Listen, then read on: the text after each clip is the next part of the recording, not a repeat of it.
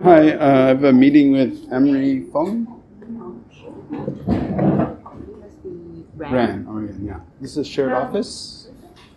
How are you? Emery, nice to meet you. Nice to meet you. How are you? Great. Just give me 2 seconds and I'm just gonna get my stuff and then. Sure. Shooting it raw? Yes. Shooting it raw. Okay, so this is not a photograph, but it's a very, it's a very nice, plain, simple, minimalist, Yeah, there's a theme going on here, isn't it? elegant logo. There's a interlocking, like speech bubbles. One is in slightly warm gray and the other one it's not foreground or background because they're both kind of interlocked, is in a slightly cooler gray. And underneath, in what looks like a typewriter font style, it says awkward conversations. I love it. Thank you. So that's the company I've started. Nice. Basically, it's a diversity, equity, inclusion consultancy. Okay. I mix my recruitment background, knowing what people are when it comes to hiring and talent management, what they're looking for, and have that kind of D&I kind of lens to it.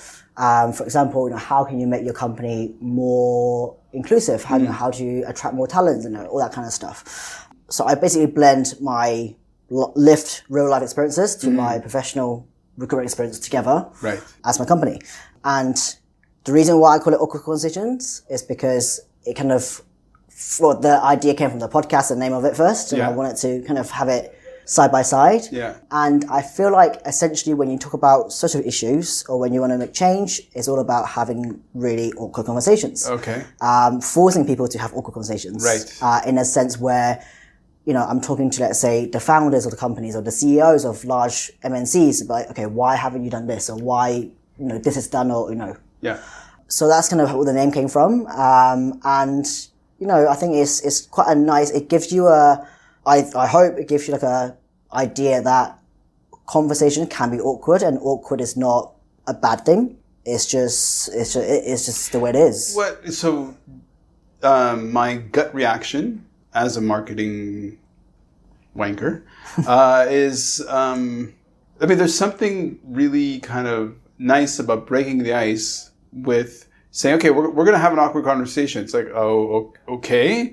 And then it makes people a little bit more receptive and a little bit, maybe, have you found some people defensive? Or do you feel like once you're in the room, it's like you're having a conversation? I feel like the name kind of almost, like you said, it gives people the heads up that like we are going to be talking about something that's going to be slightly different to your daily client meetings. Yep. For example, I've actually had people or clients who, of course, like, yeah, let me have an awkward conversation with my boss about this. Okay. And they've used that as well. And I was like, I didn't even think that, I didn't think that could be like extended in that sense. Yep. So that was quite like a fun thing that I hear people talking about it. Yeah. And use it in their own kind of, in their own sentences. So as a marketing branding wanker guy, one of the things I find is that sometimes it's a lot of it can be just timing. So when you come in with this and that's the kind of the frame that you've put, it's like if the timing is right, people just adopt it because it's like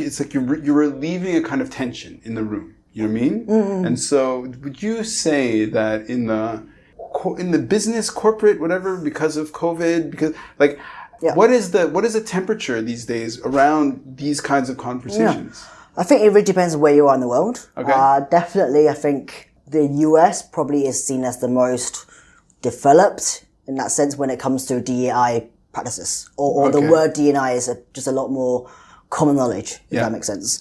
But at the same time, a lot of it has been accused to be ticking a box. We're just doing it because it looks good and it's good for branding. Sure. And for Asia, I think there's actually a huge market and a huge potential to do so, because if you talk about diversity, we're probably one of the most diverse cities in the world. You walk around any street in Hong Kong, you can probably find 10 different nationalities, and people with very, very different, rich background and experiences and living abroad and all that kind of stuff. And there's so many headquarters in Hong Kong as well. Yeah. So why, like the money is here, resources, infrastructure, it's all here. Yeah. So it makes a lot of sense. And when we talk about diversity, inclusion, all this kind of stuff, I actually, people associate it really easy to the West because a lot of it is US or UK, Europe driven. But if you really break down the values of what D&I stands for, a lot of it is very Chinese driven. In a sense, it's all about harmony. Okay. Living together in harmony. Sure. Doing things for the greater good. And kind of looking at things that's more long term. Doing kind of just living in a group together and that sense of kind of community first rather than individualistic is actually very much a core Chinese value. Yep. So I really want to kind of use kind of my background as well, speaking both languages, and bridging that gap is that actually diversity inclusion is not a weird new buzzword that people have kind of been accustomed to nowadays. Is actually we already know what it is, but we just need to use that in a sense in the workspace, how that looks like, and what can we actually do to create this pathway for people who doesn't get the opportunities usually to get into those MNCs and those headquarters that are based in Hong Kong. Right. That makes sense to me. So were you taught, I mean, it's part of the background of your family, but in terms of Confucian values, was that taught to you in a very kind of overt sense? Or? No, actually no. I think it wasn't phrased as such, but later I learned is that, actually a lot of things that I was taught about family values and all these values that, I see as Chinese values has come from that. So it wasn't like per se, this is, but it was kind of a modern version of that. And for myself, even though I was born in Hong Kong, I've got a very traditional, typical Cantonese family, I also adopted the Western culture, the Western values. And I see the good and bad in both sides. And I think, if we were to able to just pick the good ones on either side, then we have the perfect solution. So this is uniquely Hong Kong. In terms of, for the people who haven't been here, who don't know this, I mean, this really is the amalgam of East and West. So so because of the tradition of why Hong Kong became what it is as a city. So let's bring this all together in terms of awkward conversation, in terms of all that. So why don't you talk about what is the next step? Like, why do you think awkward conversations is a thing that Hong Kong really needs? Yeah. So the reason why I have it in such simple kind of color and nothing too, out there apart from personal preference. Your aesthetic? And also it's like, I don't love the rainbow washing. Everything has to be loud and colorful and, this. It doesn't have to be that way to advocate for LGBT. Sure. So the work that I base on is not just trans, not just LGBT, it's anyone, is what we call intersectionality. So it's basically you're advocating for all groups, not just one group. Because from what I kind of see and what I feel is that essentially if you're advocating for disability or LGBT or whatever it may be, the principle of it is the same thing. It's about including them, about, making sure they have the access to certain things. So really the basis of it is all the same. So why don't we stop thinking about this is great for the LGBT people and then this is great for disability. Why don't we just do that all together, lay a really solid foundation, and then if you want it to be a bit more specialized, then you can do like an add-on and go ahead and do that. So that's kind of where I base the work on, and the reason why I think that is a better way to go is because that's what diversity is. Because I said that I'm trans, and I could be ADHD. I could also be disabled. I could also be a different race. So that's kind of how I see it, and that's goes back to the basis of diversity. There's never one solution. There's never just one thing that works. It's always depending on the person, depending on the company, it's even contextually. Exactly. Even though if it's law firms, let's say 5 law firms wants to do the same initiatives.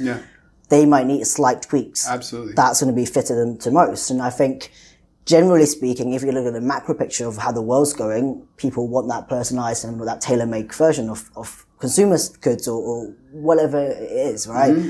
And it's important that we do businesses and tailor-make things that actually make sense for that particular firm, that particular employee groups, that particular location. Fantastic.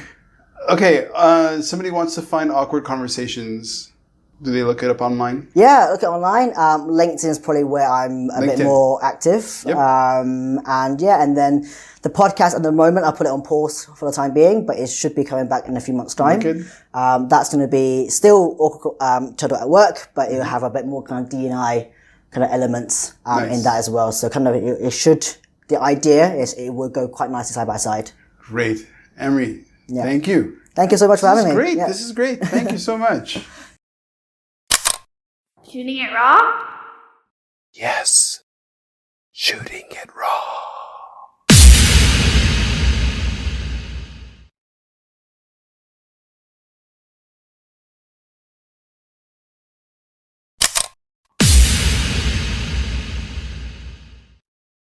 So is life really a gift? Really? Can you make every second count? That's the whole point of the podcast. So if you like what you've seen and you're inspired, because that really is my mission, then please give it a like, subscribe, and share. Shooting it raw? Yes. Shooting it raw.